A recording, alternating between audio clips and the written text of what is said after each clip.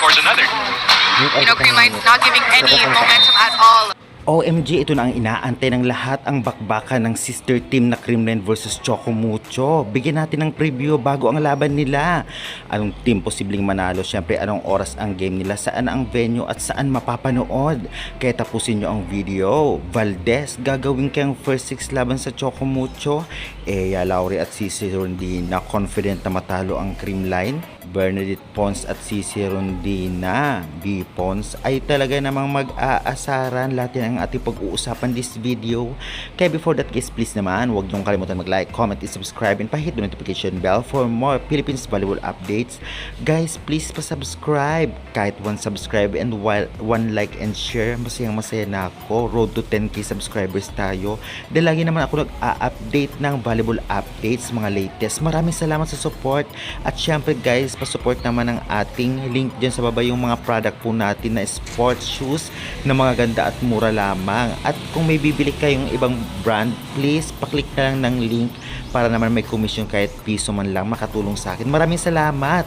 Yes, huwag na po natin patagalin. Pagbigyan natin ng preview ang magiging laban ng sister team na maghaharap ngayong February 10, 2026, kung saan ito nga ang isa sa inaantay na laban. Lalong lalo pa, pareho malakas ang team.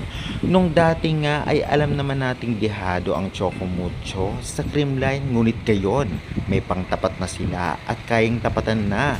Lalong lalo pa, mas angat ngayon ang ranking ng Chocomucho sa Creamline dahil may isang panalo na ang Chocomucho, samantalang ang Creamline ay wala pa.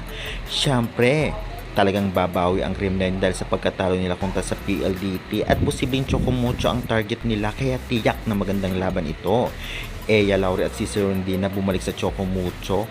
Talaga namang panglaban sa Creamline, kung masasabi natin ay 50-50 talaga ang laban nila. Hindi natin alam at matukoy kung sino talaga mananalo dahil prangkahan tayo. Threat talaga itong si Eya Lauri at Cici dito nga sa Creamline kahit noon pa sa All Filipino Conference, dahil lalong lalo pa noon si Cici ay unstoppable na talagang panglaban sa Creamline at dumikit pa ang laban at nanalo pa.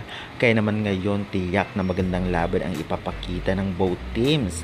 Samantalang dito naman sa Creamline Cool Smashers, Bernadette Pons ang dumagdag na alam naman nating magaling hindi lamang sa opensa kahit sa depensa. At syempre masasabi nga natin na walang laro si Gia Magalan sa lang nakaraang laban sa PLDT, ngunit ngayon magaling din siya sa depensa na pwedeng ilaban dito nga sa Chocomucho, opensa depensa, at baka bumawi siya ngayon. Samantalang si Tots Carlos naman ay nakitaan din natin na puro error na nakalaang laban kontra sa PLDT. Need niyang less error at talagang maging consistent sa opensa para naman may laban sa Chocomucho. Valdez, magandang inilaro niya ngunit kulang. Kailangan lang ng consistent, lalong lalo pa si Gia ang kanyang setter ngayon. Maganda ang babakbakan ngayon at syempre si Nerva ay talagang kakapasok lamang ng Creamline. Wala pa masyadong ganap, ngunit alam naman natin ang kakayahan niya. Tang versus Nerva ang magpapanood natin na pareho magaling sa digging at receiving. While ang laban nila ay magaganap ngayong February 10, 2026. Anong oras nga ba? Narito po. 6:30 PM po ang laban ng Chocomucho versus Creamline at ang venue nito ay sa Mall of Asia Arena.